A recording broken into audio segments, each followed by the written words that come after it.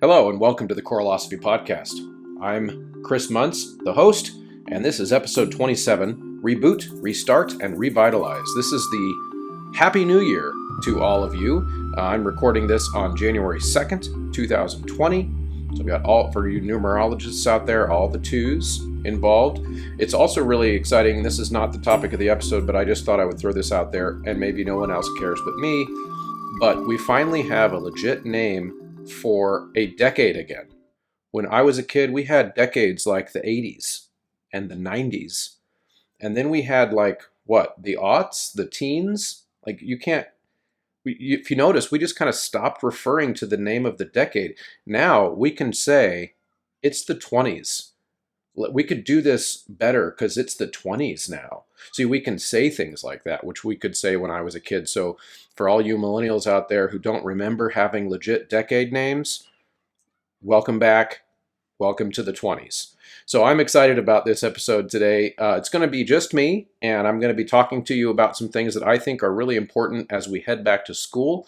The purpose of this episode is to help you learn from my mistakes in the past, but also learn from things that I feel like could help you reboot your school year, your choir rehearsal season, restart things if things are not going well for you. For many people, even when things are going well, they need to revitalize when they come back from a vacation. They need to inject energy back into the room. And I think my personal belief, this is something I was taught and I still have clung to it, is that if a rehearsal process or an ensemble itself is not going the way you want it to, it's your fault. Sorry if that's blunt, but as the conductor in the room, we are the ones that set the tone. So this episode is going to ultimately dive into some topics, 7 in fact, important concepts to master to keep your choir moving forward for an entire academic year. Sometimes we fall into ruts, sometimes the singers do. Ultimately, like I said before, both scenarios are bad, and they're your fault. As the director, I have had wildly successful school years.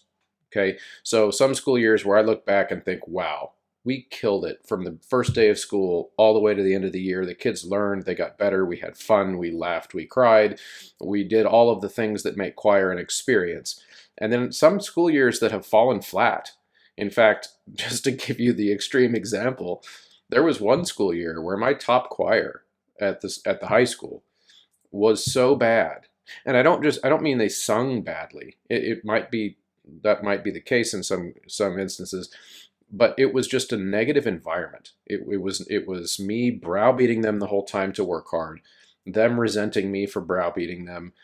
Very little was getting done, and I had to send home letters to each student in the choir at Christmas break of here's what you need to do next semester if you want to stay in this choir. That was bad. It was really negative. And part of that was, in fact, I think looking back on it, most of that was my fault. I look back on a school year like that where the kids didn't want to be there. Well, who's in charge of what goes on in the room? I am. It was my fault. It'd be easy as a teacher to look at a situation like that and we'll say, well, what were the kids doing wrong? And they were being jerks to each other and to me when they'd walk in the room.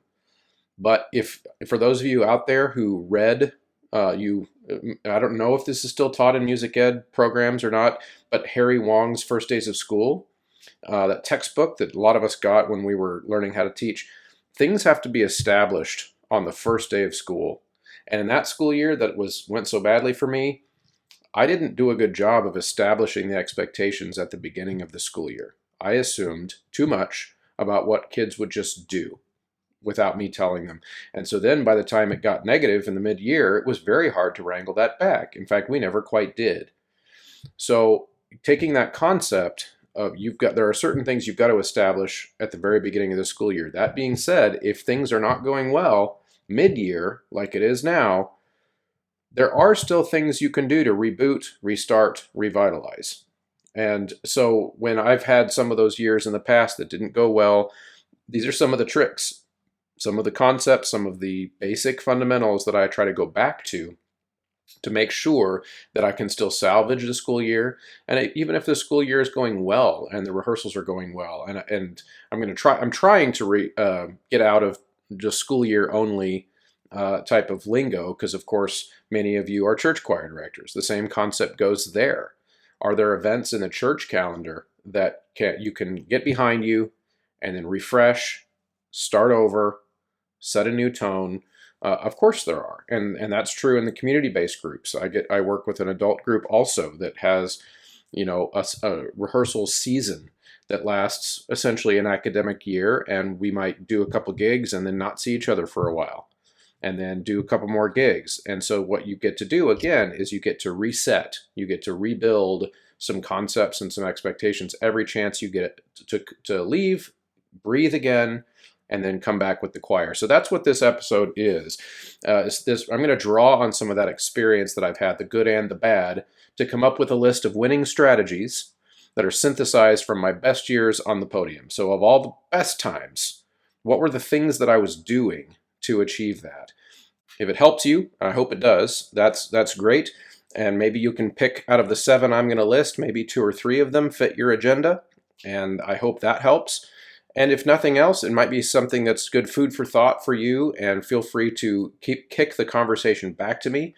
choralosophy@gmail.com is one way. Just shoot me if you want it to be a private conversation of, hey, I've tried this before, it didn't work for me, or I don't know if I would approach it that way, or just you want to say thanks for the ideas, and that is an option for you out there.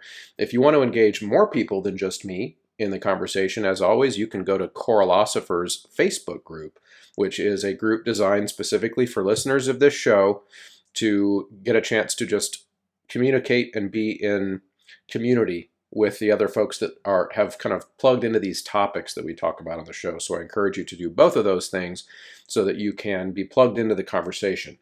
Before we dive into the list of 7 things, I want to shout out some sponsors, as we always do here on the podcast, and this is a very important and exciting part of the podcast as I continue to figure out ways to make this podcast pay for itself. One of the ways we do that is we affiliate with companies that I believe in. So as the host of the show, I get to decide which companies are the type and the kind that have helped me in my teaching and directing life, that I think if you were to turn around and use some of their products by these awesome people and experts in their fields, could also help you in your teaching life, your conducting life, your choral life. One of those is the newest sponsor to the show. That's Voce Vista Video. And that is a software. It's an actual downloaded software to your computer that you would load onto your school classroom device. And hopefully, if you have a projector in your room, you can put it up on the screen so your students can see it, and or anyone in your life who needs to learn about how singing works. And that could be in a private lesson or at a choir rehearsal. And what it will do is it will show a picture of all the sound that's happening in the room, whether they're singing or not. Any sound that it hears, it will show you not only the pitches it's hearing, but the overtone series, the loudness, the softness, the patterns that are there. If you look back, I've got a couple episodes that explain that more in depth, but I strongly encourage that is a tool for you to have in your classroom. It is something that has absolutely and fundamentally changed my students' understanding of how to make resonant, in-tune sound.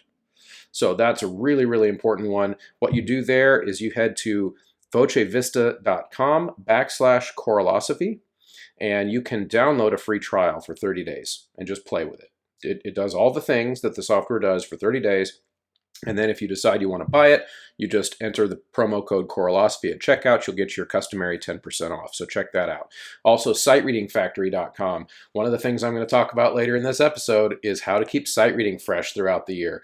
And my main go-to tool is sightreadingfactory.com because of the ability to customize it, the challenge modes, all the individual assignments you can give kids. There's just so many different ways to keep that fresh over the year. So you can do sightreadingfactory.com at a discount also. As a listener of this show, enter that promo code Choralosophy. And last but not least, we have our sheet music publishers that are so instrumental to our success here at the show and to my success as a programming conductor. In fact, I was just doing some programming today. I'm a little bit behind on some things, Spent a lot of vacation time with my kids over this break and didn't get to much work stuff, which I'm not sorry about, and needed some music now that we're looking at school coming back into session next week.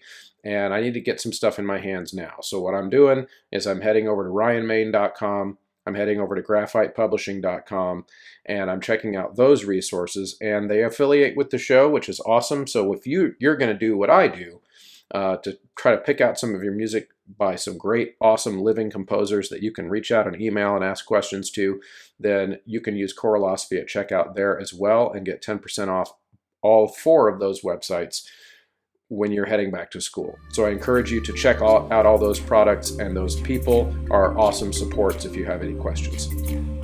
Okay, so you've come back to school, you've come back to your church choir, you've come back to your university choir, your adult or children's community choir, what have you. Bottom line, you've taken some time away and you've come back.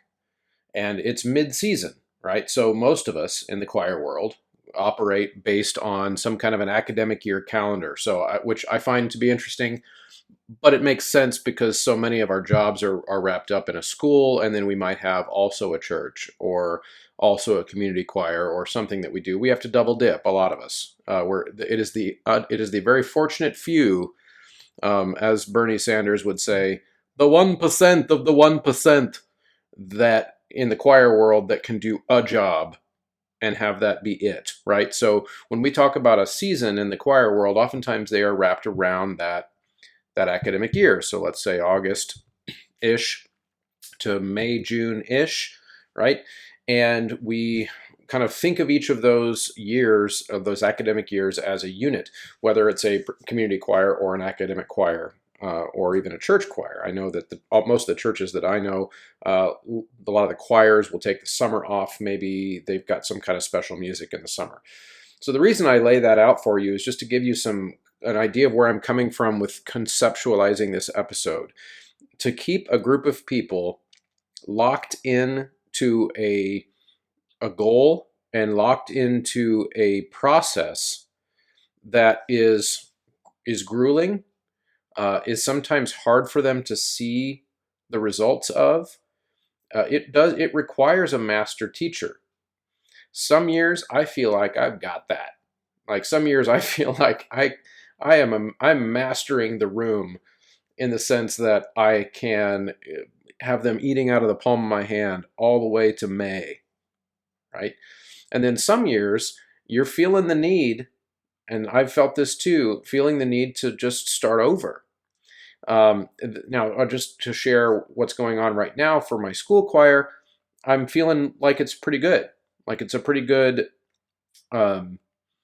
mid-year feeling, right? I've got some kids probably with some motivational problems. I've got some adults maybe with the, hey, what am I doing here in this choir? What is my place here? Kind of a thing. But for the most part, I feel like the choirs that I lead are progressing well. They're better than they were back in August, and they are having fun, and we're enjoying rehearsals, and we're making progress. And that's ultimately what I care about. That's how I evaluate myself as a teacher each year, is whether or not I can say that we're doing that, right?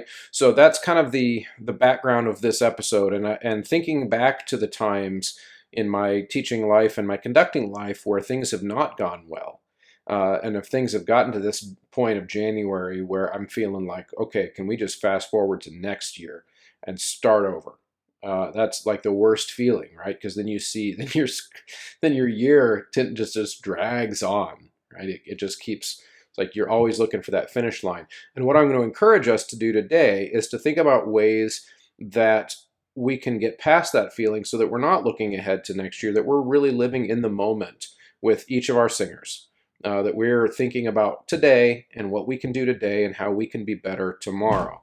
And that concept, this ties in, we talked about this on episode 19 with Eric Barnum, the idea of growth mindset, anti-fragility, the idea that we're always going to be building towards something. And once the choir has that idea implanted into their brain, and I would argue that's your job, is to be the one who implants that mindset into them, then the ability for each day to be its own special thing really starts to blossom, because everybody starts looking at it as today is a journey on our way to this goal that's going to happen later, right?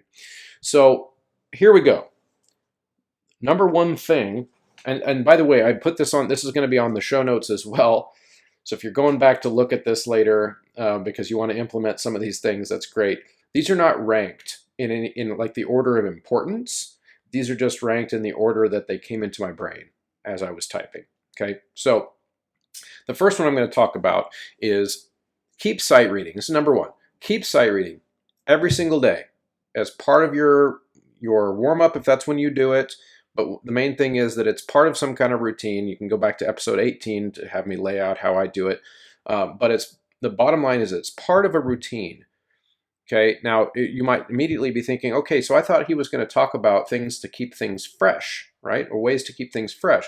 And if you're talking about something being part of a routine, then maybe that's the opposite of fresh. But here's the thing.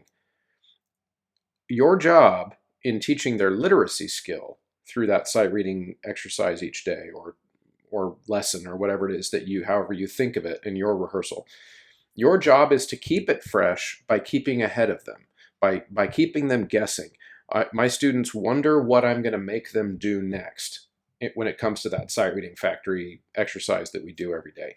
So again, could be things like on one day I might pull up the exercise on a screen and just kind of be inspired based on what I see there.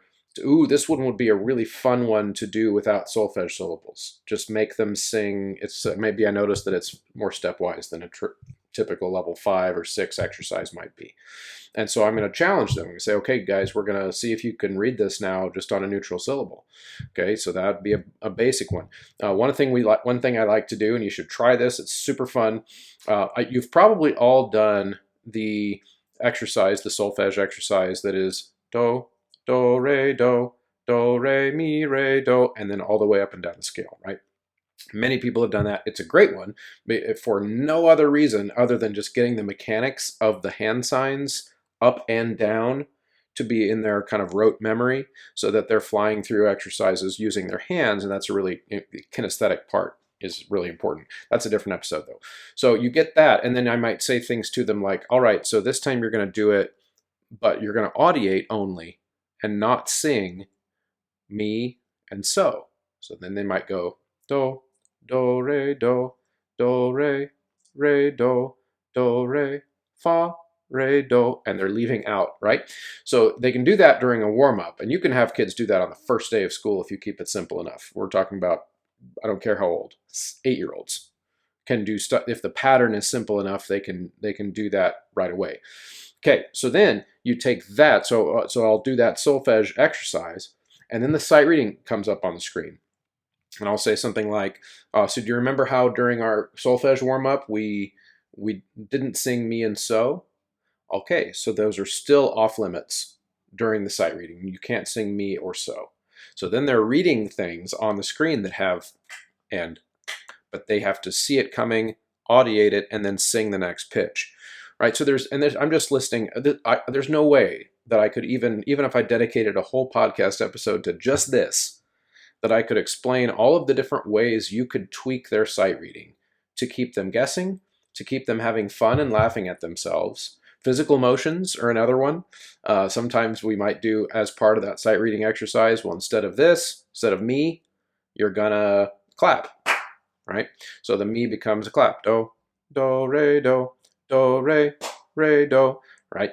And then you can carry that right into the sight reading. So then they're clapping, like whenever they see a me, and then one voice part might be doing it at one time, distracts another group, and then they giggle. And there's all kinds of ways to engage their brain during that sight reading process so that it isn't, and this is where I would really be careful, is if your sight reading routine is truly a routine where it's literally the same activity every single day, short a new exercise, right? So, but every day you're singing a scale and you're singing the starting pitch, and then you're singing the exercise move on.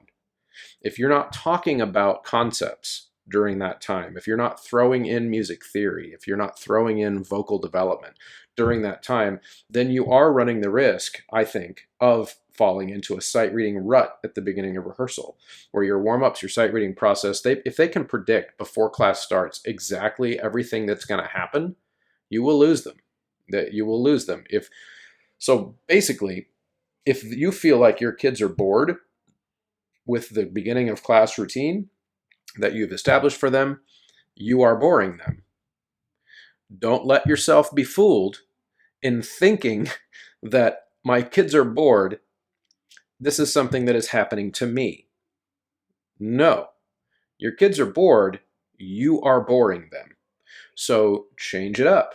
And I gave you a couple examples, but again, I'd be happy to help you brainstorm, especially if you're on that Choralosophers group. We can go there and chat about more ideas of things that I have, because ultimately, I've been doing this long enough now that oftentimes I do just wing it. So I don't want you to think that I've got like this big long list of things. What I do, though, is I go into class for that sight reading portion every day thinking about, how am I going to trick them? How am I going to keep them guessing? How am I going to make them giggle? How am I going to make them feel like they're plugged in and like they're playing a video game? That's ultimately what I want sight reading to feel like for them at the beginning of class. Like, this is a game, and I want to win. That's how my kids think about it, because I'm always throwing challenges. So I would encourage you to look at it that way and try that out. Inject some mystery into the sight reading process. Okay, number 2, raise the bar. I don't care where your bar is. Just raise it. Okay, I don't care if you're working with a professional choir, a top-level collegiate choir where the students have to come like knowing all their music. I don't care what it is. Raise the bar. Because once a choir of any level gets it into their DNA, to their brain, that they're good, like that they have achieved some level of amazingness, that your year's done. Like, it's over. They will become complacent. And it's our job as the director to stay out in front. This ties back to the concept of the sight reading that I just talked about. It's the same thing, and it could be in reference to your musicality, to your independence within each section of whether singers are being truly independent with their contribution in the choir. It could be responsibilities of section leaders. There has to be something that when you come back from a break, you could say, all right, so we achieved this last time. Now here's the next goal. Right, so it's raising the bar. For me, in a high school setting, I'll lay it out from the way I think about it for high school kids, is that one of the things we get good at really fast because of my focus on literacy in the classroom is they get really good at reading the notes and rhythms the first time. After a while, when they're in their advanced levels, they can just sing it, which is great, but that runs the risk of them thinking that, oh, well, I could sing the notes right the first time, so am I done now? And it becomes my job to constantly remind them that there is something you could have sung more beautifully in that line. Yes, you sang the right notes and rhythms, but was it the right vowels? Was it even sung sensitively? Was it were you making evidence that you were thinking about a phrase during that time? There's always something you can add on. And again, it goes back to that concept again of choir is like this is going to be dumb and reveal my nerdiness, but like a role-playing video game. Your character can always level up. You can always get experience points, and no matter how good you are and how many dragons you've killed, you can always level up your character and add new stuff. And that's what I love about choral music and rehearsing choral music. So that's the main aspect of number 2, is ultimately that you are a role-playing video game character creating some kind of new skill. And if they buy into that concept, then you won't ever run out of stuff to do. One of my biggest pet peeves is when a conductor gets in front of a group and lets them hear something along the lines of, hey, I don't know what else to say. You guys sound so great. Ugh, drives me crazy, because what that means is that conductor lacks the imagination to think of what's next. And I think it also sends the wrong message to kids. Could we complement a choir? Absolutely. Yes. If you rehearse a choir and you think they sound great, you can be very complimentary without letting them think that they are done. I think that's the biggest danger around this concept, is that once the choir thinks they're done, they've achieved the level, the highest. This is why a role-playing video game versus like Mario Brothers, right? Mario Brothers, you can beat the game. You can get to the end and be done. Okay? We want to play video games that are role-playing, that never end, right? So this is your Elder Scrolls or your Dungeons and Dragons, which I've never played, by the way. But it's like that. Okay, so let's think about it that way. Okay, so number 3, group building is not just for the first day of school. And group building is not downtime. And group building is not an off day where you give the kids a break. It's important, so do it more. Now, of course, I don't know how much you do it, but I think just in general, one of the things that I notice is that there are a couple different attitudes with the concept of doing group building within a rehearsal. There are some types of choral settings, I understand, where that just wouldn't be natural. Kind of I guess you could say, a pro plug and play choir type of a scenario where you've got professional musicians showing up for a weekend to put together the music and then do a concert. I'm not talking about that, but pretty much any other scenario that I can imagine, whether it be church, school, or community, building community within the choir needs to be intentional, or it just won't happen. So a couple ways to think about that. I've heard different ways people describe that as, my kids are just feeling really tired today, so I just let them rest, or we just got done with a concert, so I let them just have a day off. So my take on that is, I'm a very much of a no days off kind of choir teacher, but doesn't mean that every day has to be the same, right? So in theory, you could have no days off, but have a wide range of different types of productive activities that students and or your singers do that doesn't look like a traditional rehearsal. So there could be, to an outside observer, let's say if you're a school teacher and your administrator walks in to evaluate you on a particular day where that particular activity might not look like a choir rehearsal, and maybe they are confused or a little bit frustrated with you because you're not teaching that day, which that's happened to me on several occasions, by the way.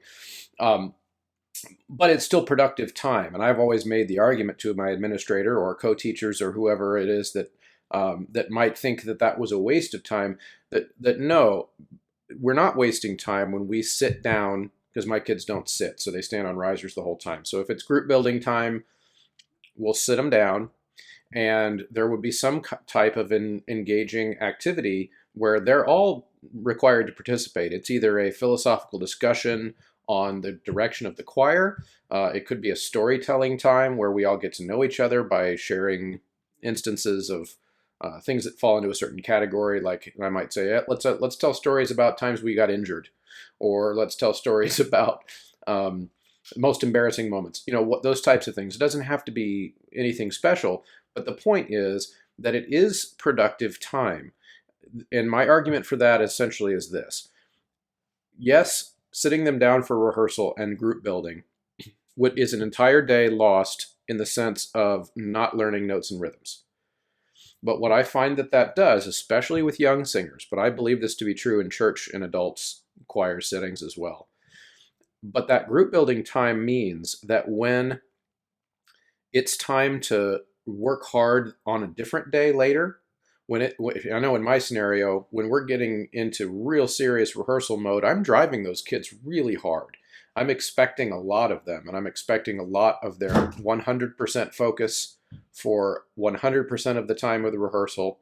And if you've watched my grading rubric episode or listened to that just go back a few episodes and check out how strict my grading policy is.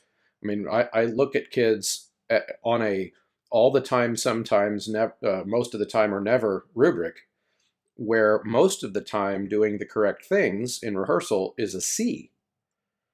Okay, so that's strict, and I know that it's strict. And since I know that it's strict, my belief is that if they know that the people around them, including me as the director, are invested in them as people, they know who I am through my stories that I tell, that I know who they are through the stories that they tell, then I can call upon that goodwill.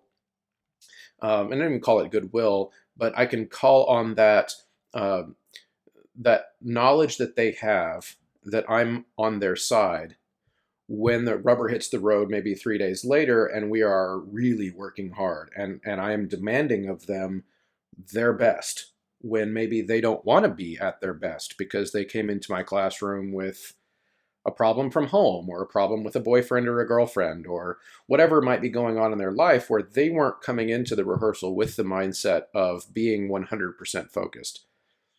But because we spent that group building time earlier, I can see that they're not 100% at their best, and I can demand that they flip the switch to get ready for rehearsal and be there for the group, where I don't think I could successfully demand that of them. And I use the word demand not in any kind of negative connotation, but it's with the expectation or the understanding that when people come to a rehearsal in a choir that I'm leading, that I'm assuming because you walked in the room, you're wanting to be your best. And it's my job to try to pull that out of you. That's how I see one of the most important parts of my job is I'm there to motivate you. I'm there to motivate you to dig deeper into yourself than you thought you could go.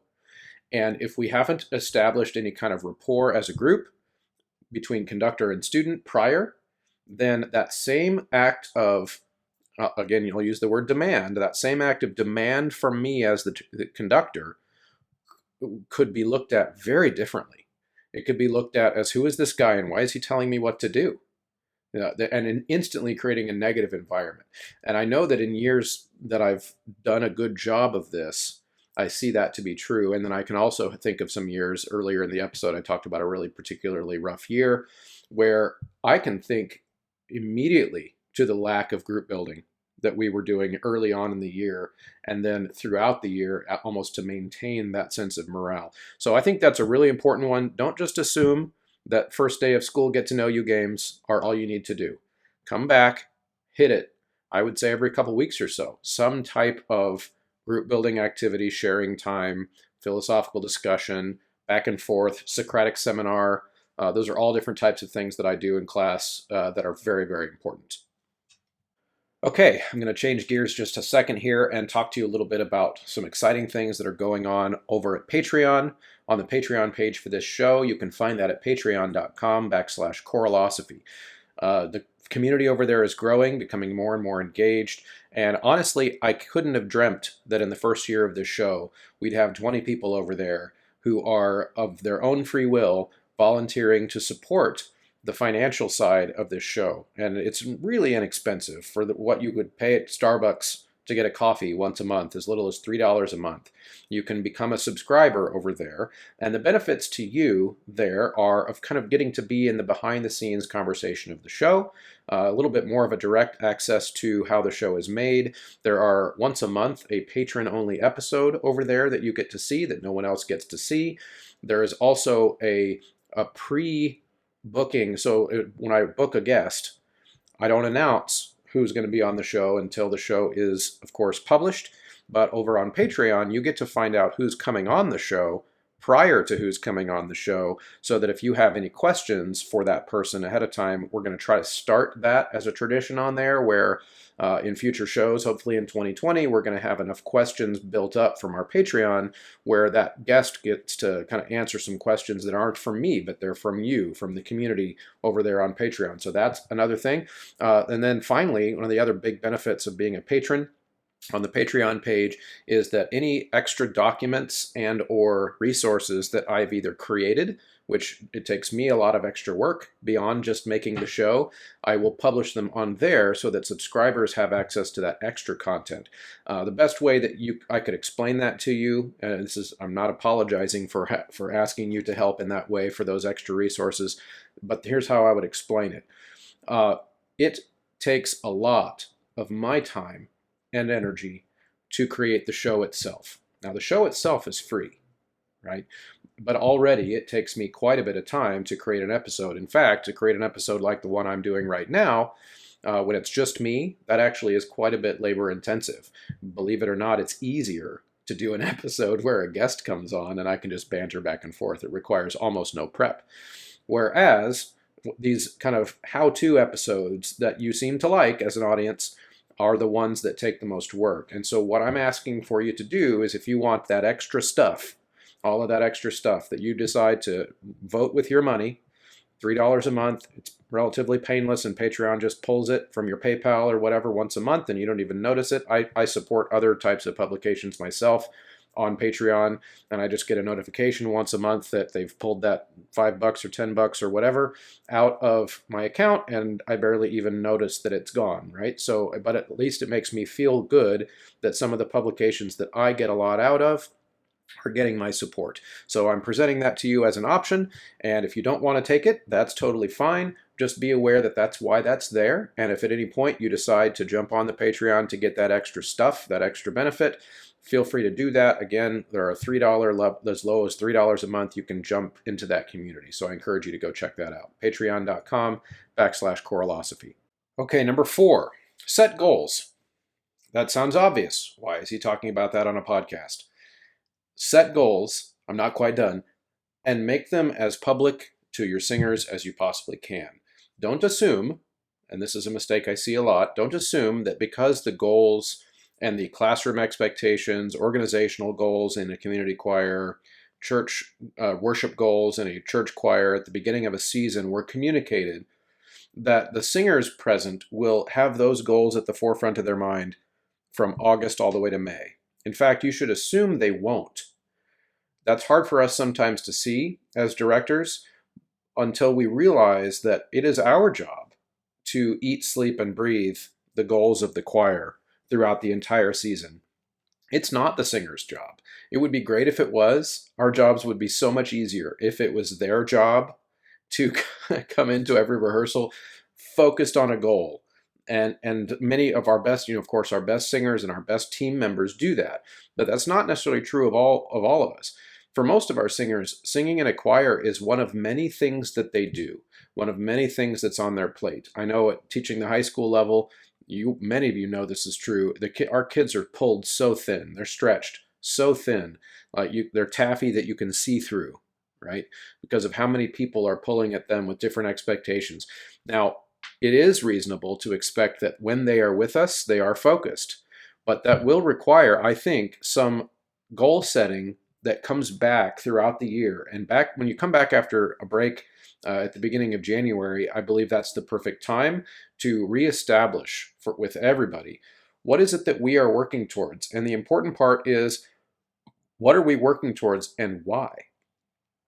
Don't assume, again, that they remember or that that's on the forefront of their mind. It's okay to re-articulate. In fact, if I'm accused of erring on as it relates to communicating with choirs directly, I will err on the side of over-communicating why we're doing what we're doing and why it matters, who it matters to, what is it in it for you, what's in it for me, why are we here, what is the purpose of this ensemble, why are you in it, why am I leading it?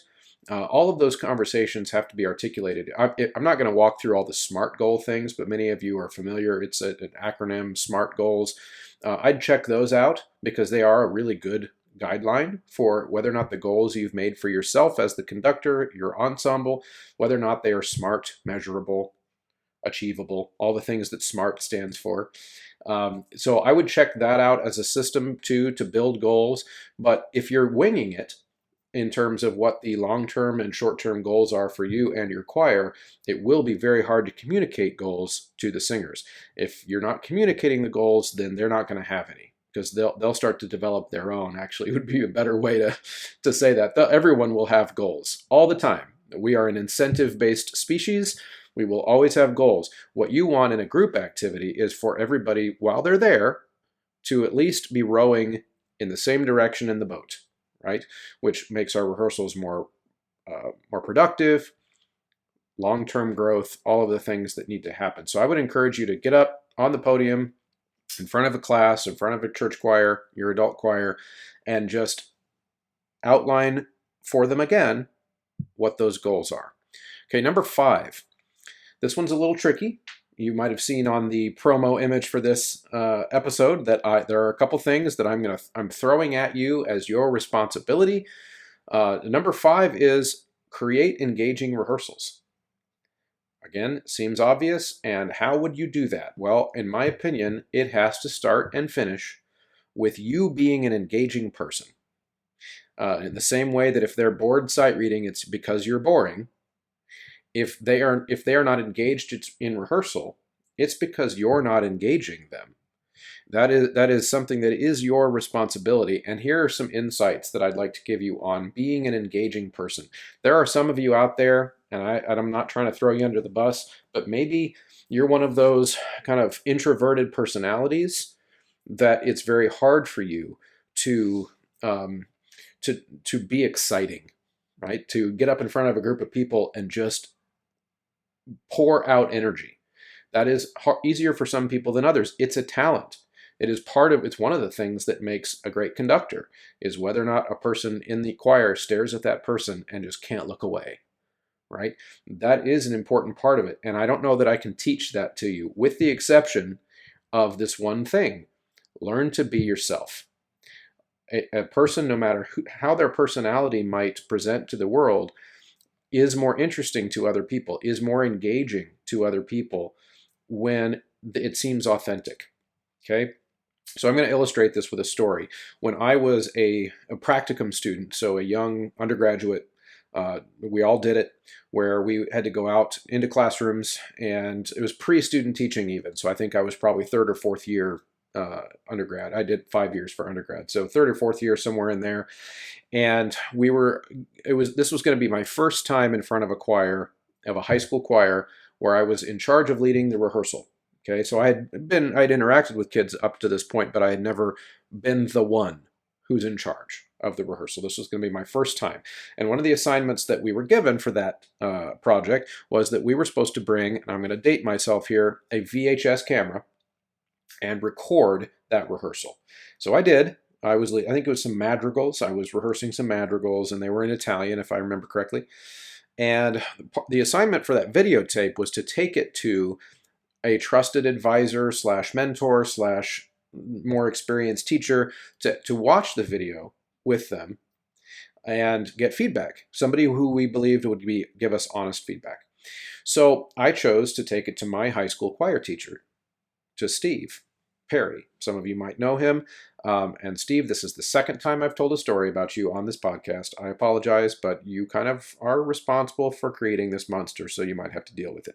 So I take the video to Steve, and of course the fantasy in my mind at the time was that Steve would watch this video and he would just be so overwhelmed with pride for the progress and the growth that I had achieved in my young life since I left high school and had gone to college, and look at all the fancy words he's learned, and look at all the historical knowledge that he's learned, and look at how much of his conducting gesture is blossoming, right? So in my head, all these things, this is surely going to be how he responds. He's just going to gush with pride from watching this video. And he didn't. He watched the video, and his first response was, "Chris, I was so bored watching that, I wanted to tear out my eyebrows." And I was crushed, right? I was none of the things that I was hoping he would say. He said it was his first and biggest reaction was how bored he was watching that rehearsal. And it was a kick in the pants, but I needed to hear it. And I went back and watched the video again with his feedback in my head, and I went, "Oh my goodness, he's right. That's a horrible rehearsal. If I was a teenager in that rehearsal, I don't care about learning the word hemiola and what it means. Like, I want to have fun, and I want to be engaged. I want to be not preached at, but I want to be interacted with." And I was doing none of that. I was hiding behind my music stand and lecturing in between attempts at rehearsal. And it just wasn't interesting. And the other bit of feedback that Steve gave me in that project was that it was to turn it around on me and say, "Chris, in your normal life, you are funny and you make dumb jokes and you're goofy, and you're smart, but you say things in a way that's unique to you. And I didn't see any of that in this rehearsal. So I was looking for the real you, and I didn't see any of that. And that was extremely a formative experience for me. I think back to it all the time when I'm seeing young teachers kind of stumble up on the podium, is I'm waiting for them to figure out who they are and how to be that person on the podium the same as when they're off the podium. Now, here's why that's so important. So for a rehearsal to be engaging, in a lot of ways, it has to do with pacing. It has to do with the time spent singing, getting feedback that is helpful and that is constructive, and minimizing the amount of time that takes so that the next bit of rehearsal can start, so that they're like thinking about that video game again. They're always thinking about the next thing to do. So the problem is, if the music happens and you as the conductor are not able to be yourself, then you're going to hear the music.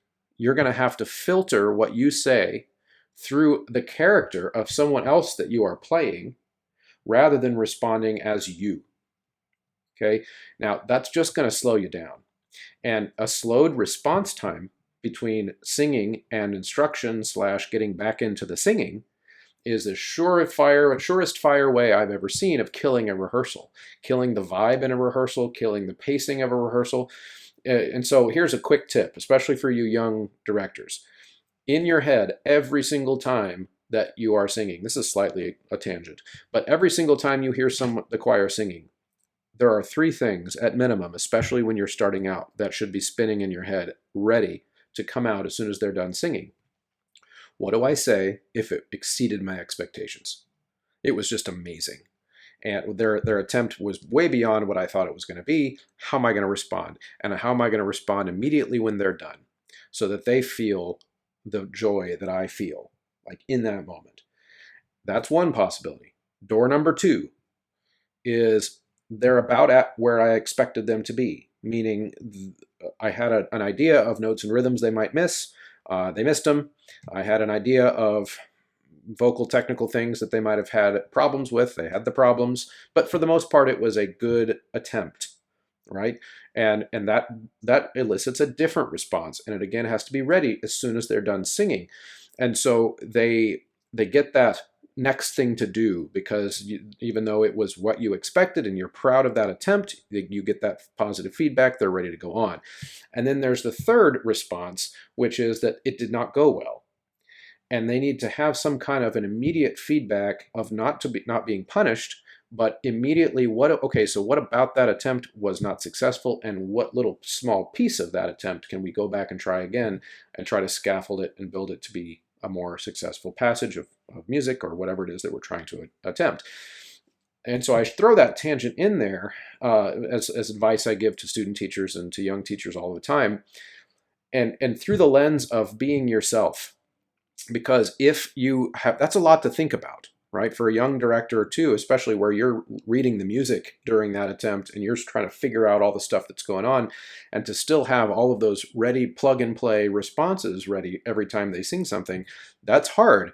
And if you're playing a character that you think you should be in front of them rather than your authentic self, it's going to be really, really hard to do that. So that's a long one. And that's a lot to digest, so feel free to reach out with questions on that one. But I think that's probably the most important aspect, is the number 5. Like I said at the beginning, I have not ranked these in any kind of way, but that might be the most important one, is creating engaging rehearsals by being engaging. That ultimately means being yourself. Okay, number 6, interpret the text. And again, sounds obvious. Why is this on the podcast?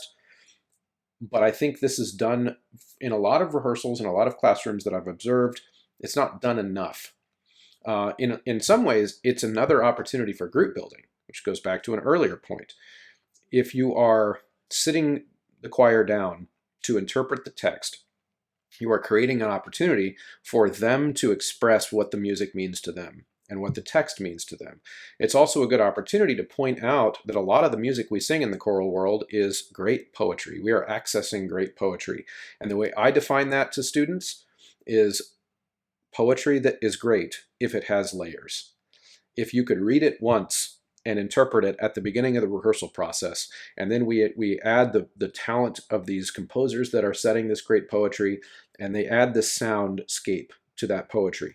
And then we've rehearsed it, we've learned it, and then maybe 2 weeks later, we sit down again and interpret that text.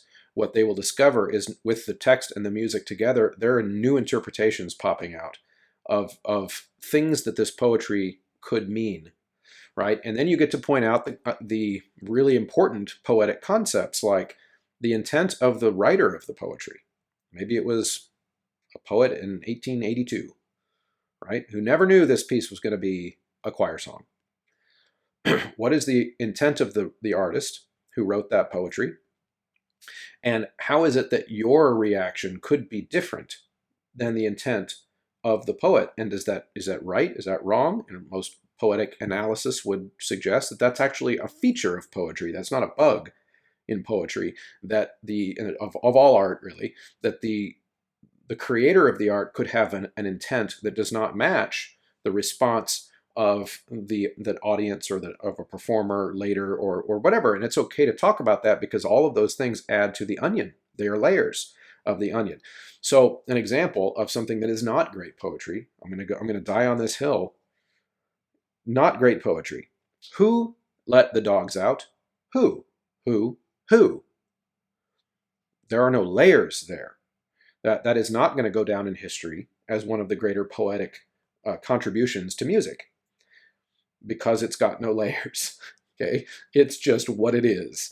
It doesn't have. You're not going to come back to it 20 years from now and get new meaning out of that text, which is not true of a lot of the music that we sing in choir. So it's important to stop the rehearsal, group build by interpreting the text, and that could mean that you're going to have to do some research if you're not skilled in the area of poetic analysis. That's something that I love to study. And so that is a strength that I like to bring into the rehearsal. If that's not your natural bent, then I would encourage you to do the work with the particular poet or poem that you're working on so that you're prepared to go into rehearsal and give the kids that type of experience, that literary experience that they really deserve in a choir class. Okay, last, but since these aren't ranked in an order of importance, literally not least, number 7, rehearsal morale, rehearsal etiquette, behavior, whatever you'd like to call it.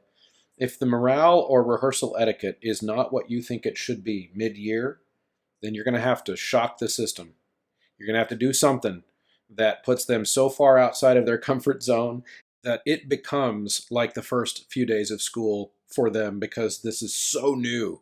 Who is this guy teaching us? Or, whatever it is that you have to do to change their perception of the rehearsal. In fact, I mentioned this early in the episode, the very beginning, Harry Wong's First Days of School. Wong, that we were all required to read, and as part of our first education methods classes. Not sure if it's still out there. Maybe it is. Maybe people are still given that. But one of the things we learned in that book was how difficult, and I've seen this to be true, by the way. Of course, I read it as an undergrad with no teaching experience and thinking, yeah, sure, whatever. But 15, 16 years into it later, I've determined this is true, that if certain expectations don't get established in the very beginning of a school year, it's very, very hard to get them going again. Okay, so that's one of the things that he talks about heavily in that book, is how important the first few days of school are. But let's say on the list of 7 things we've talked about in this episode, if you weren't establishing those as your routines early in the school year, and it's leading to some morale problems, it's leading to some lack of engagement in rehearsal, it's leading to some, usually what comes next from after those 2 problems is behavior problems. And when I was preparing for this episode, I was originally thinking of this one as more of a school context, but it's not. This is very much something that adults do too. I was getting ready to say that it was more for a classroom setting, but then I thought back to all my years in church choir and how many times I had to say things like children to a choir full of 80-year-olds. They will, if they're bored, will start having conversations and getting off task and distracting each other and maybe fighting and bickering and all kinds of things that we don't want to have in our choir rehearsal. So what do I mean by shocking the system? Let's say they've gotten into some bad habits, and it's January, you're coming back to the school year. Well, there's a list of things that I've done in the past when I've been guilty of letting things slide in the rehearsal, and I feel the need to shock the system. And in fact, the list of 7 things we've talked about in this episode so far are all on the table in terms of ways to reboot a rehearsal process or reboot the attitude of a choir. Sometimes it could mean group building. Sometimes it could just be a break in the routine and doing some text interpretation. Something that where they come into the rehearsal that day and things are not going well, so they expect another day of it not going well, and instead you throw them a curveball and do something that day that they're not expecting. Okay, another one I'll do occasionally, I call them LAD activities. LAD stands for listen, analyze, and describe, where that again could sound like a day off, but it's not a day off. If you're intentionally choosing listening examples or YouTube videos or whatever it is that you want them to learn something from that leads to an engaging rehearsal next time, and or at the very least, an engaging conversation about some type of choral topic that you think is important. I'll throw a lot of tone production, vocal examples at them, a lot of Voces 8 type rehearsal recordings or performance recordings, because they do such a great job in those videos of letting the singers, the young or old singers, see the articulator motion. And if on the YouTube channel, you just saw me make 2 dumb faces. Okay, on the podcast, you didn't get to see that. Yeah, that's probably good for you. But in those Voces 8 videos, they show up close what good singing looks like. And it's important because it's so easy to just listen to a video of a group like that and revel in the sound because it's such a great sound. But I like to point out, have kids point out, have kids reflect on what does that look like? What do they look like when they're singing? Do you see the almost complete lack of tension in the body? Do you see the active articulators that are creating all those vowel colors and shapes? So there are ways to shock the system by just changing the routine.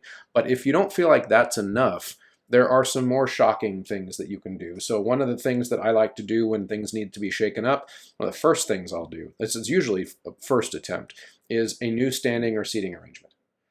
Just make them not be by who they were yesterday that was causing all the bickering. Just break up the whole thing. Resit, restand, maybe completely change what sections are by who. I do a lot of mixed standing formations, so you've got your soprano and an alto, a tenor, and a bass, and then a soprano, alto, tenor, bass. Or sometimes I actually prefer STAB, just so that it's you're interspersing the tenors and the basses with the sopranos and altos. You have guy, girl, basically, to go back to our elementary school terminology. But you have ways to take their perspective about the rehearsal and completely change it. And that's, I'm fortunate in my classroom, I have space to do that. So another thing that I would do if the standing chart isn't enough is I might take them off of the risers completely. We've done things where I call it choir in a blender. In fact, I might even find the video, I don't remember if I put it on YouTube, of my high school chamber choir demonstrating what choir in a blender looks like.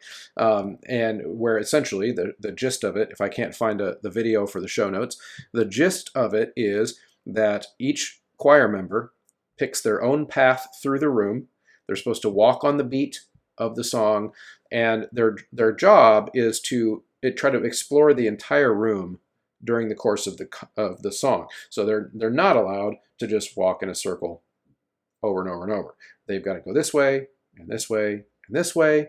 And the reason it's called choir in a blender, this is how I explain it. I might have made this up. I feel like I did, because I had to come up with this whole explanation of choir in a blender, because if you look inside of a blender and you follow one single strawberry, the metaphor is to the singer, but one single strawberry in the smoothie in the blender, it doesn't just go in a circle around the jar. You might think it does, but it doesn't. It goes around a circle until it bumps into a banana, and then it goes a different direction. Okay, so if choir in a blender means that each strawberry is going to try to explore, when they hit an obstacle, they're going to go a different direction. And the purpose of that, literally, is what we're talking about here in number 7. It's a shock to the system to hear the song in a different way not only from day to day, but from moment to moment within the song. And it's really, really valuable. And kids think it's fun too. It's harder to get a church choir to do it. I have done it though before.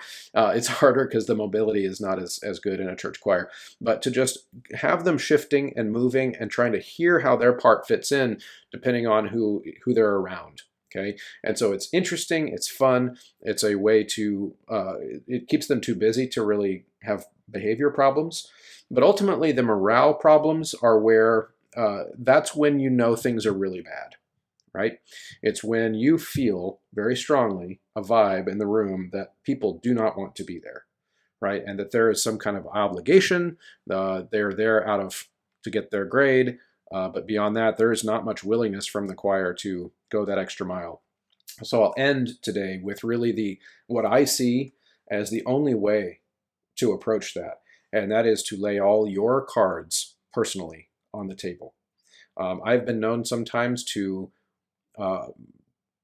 cry in front of choirs where I feel the morale is not where it's supposed to be. And I don't do it on purpose, but sometimes I will tell a story or implore them so personally that my emotional side just pours out, because I feel like I need to allow that my vulnerability to show if I have any hope of their vulnerability showing.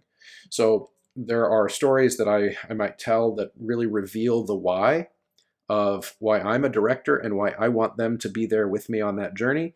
And that could bring out a lot of vulnerability, and maybe it could appear to, if an administrator walked into the room while I was giving one of those speeches, maybe like, this is TMI, why is he sharing all this information with them? That's not very professional, right? But ultimately, if they're not going on the journey with us, they might have to have their system shocked by them seeing even deeper of a level of your onion, which not everyone's comfortable with, but I have found that is, when things get really bad, it's my only tool left in the toolbox. So I encourage you to think about what is the why that maybe your kids don't know yet, maybe your singers don't know yet, and again, you save that for that very last ditch effort when things are not going the way you want them into the rehearsal. All right, thanks a lot for sticking around to this episode. I think there are tons of things I touched on in this episode that could become their own full episode. In fact, I wouldn't mind doing an episode on those deeper and darker whys that I have as a director. Just give you an example. I don't have time to go into them on this episode, but I think the point is not that I would need to provide that information for you, because you all have those for yourself. But it might just be interesting for some people to know, as the host of the show, as some of the things that motivate me that maybe you wouldn't know about, whereas some of my singers do know about them if I've ever had to have those conversations. So that's an option. So thanks again for sticking around to the end. Hopefully you got something out of these. Like I said at the beginning, even if you found only one or two of them interesting, I feel like I did my job here by giving you some tools in your toolbox to keep the year fresh and to keep the rehearsal process fresh. I also would suggest and encourage you on the way out to reach out to Graphite Publishing, ryanmain.com, for your sheet music needs, and use that promo code Choralosophy at checkout. It helps them know that you're listening, and it also helps me on the other side very much in paying the bills of this show when you choose to get some sheet music occasionally from one of those folks, since we got to get it anyway, right? And you can also head over to vocevista.com and sightreadingfactory.com, and those are more of your in-class tools for music literacy, and now with Voce Vista, the literacy of understanding resonance, overtones, giving students and singers a picture of their own voice so that they can start to visualize what it is that they're doing right, what they're doing wrong. All of those things are tools that, as listeners to the show, you can use that Choralosophy checkout code and get 10% off. It helps us, helps you. It's awesome.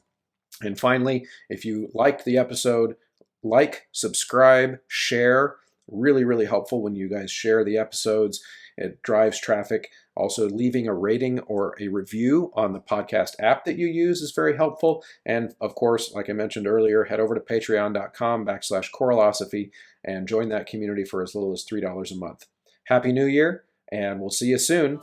coming up in a couple weeks, within the next week or so, episode 28.